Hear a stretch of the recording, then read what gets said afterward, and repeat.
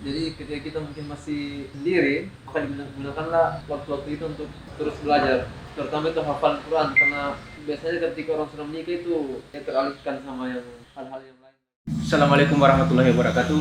Waalaikumsalam. Selamat berjumpa kembali dengan saya Konyuman di Kokonyuman Corner. Menanyakan kepada saudara kita Sharing yang berbaju kayaknya. kuning ini, sharing lah tentang berbagai hal, terutama masalah jodoh. Beliau adalah Muhammad Fadil. Saya ingin bertanya ke teman saya ini, ke Ihwa ini, apa kiat-kiat antum ini sehingga betah menjomblo? Ya karena kita tahu kan masih muda, pekerjaan ada, pekerjaan tetap ada, muda, punya empang, apalagi kira-kira sampai antum ini betah menjomblo. Saya sebenarnya Bapak punya pertanyaan tidak sinkron antara pertanyaannya, kayak contoh kiat-kiat.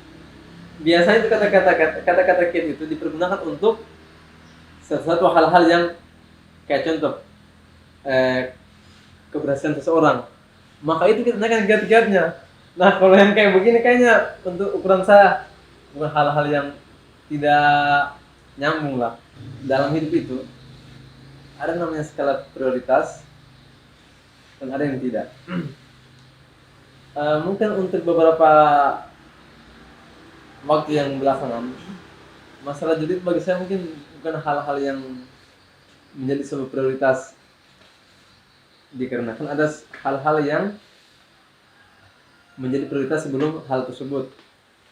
Akan tetapi untuk masa-masa yang kedepannya itu akan sudah menjadi masalah prioritas. Untuk saat ini saya sudah mulai merancang-rancang sedikit demi sedikit apa-apa yang ingin hendak saya lakukan ke depannya. Kalau boleh tahu, kenapa sampai waktu-waktu yang belakangan ini masalah jodoh itu bukan masuk kepada skala prioritas bagi antum? Saya menilai untuk kadar diri saya, hal tersebut belumlah menjadi hal yang pantas untuk saya. Jadi saya anggap yang paling dulu itu saya belum butuh. Berarti di waktu yang ke depan ini menurut antum sudah ingin memikirkan masalah jodoh ya? Insya Allah. Insya Allah.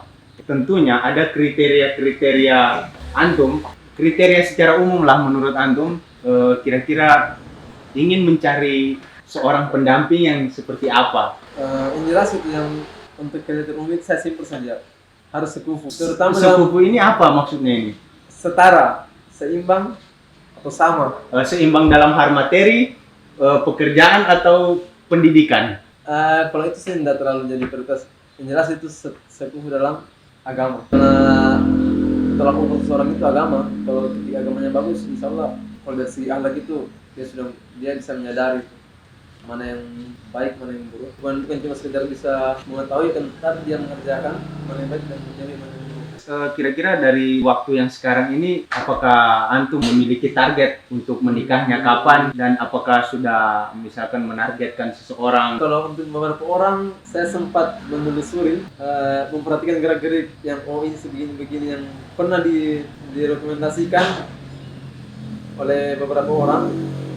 Kayaknya nggak cocok. Saudara kita Perkembangan. Jamurianto Parangan mungkin ada tips mau menambahkan atau mungkin ada pertanyaan kepada saudara Fadil? Saya doakan saya supaya cepat. Tidak pentingnya itu memilih pasangan.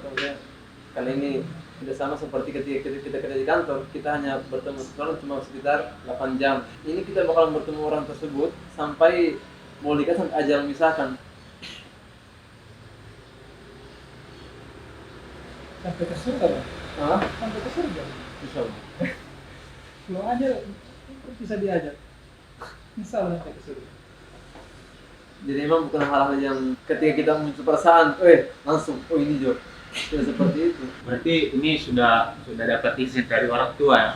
Atau orang tua mungkin sudah menanyakan ini, Fadil, apa Kalau orang tua sudah mengizinkan, tinggal sayanya lagi. orang tua sendiri ada mungkin Orang tua- kriteria-kriterianya orang tua? Orang tua sih salah satu bilang yang penting dia hargai keluarga. Antum ini mau cari yang ibu rumah tangga atau yang bekerja mungkin? Atau mana-mana saja yang ada?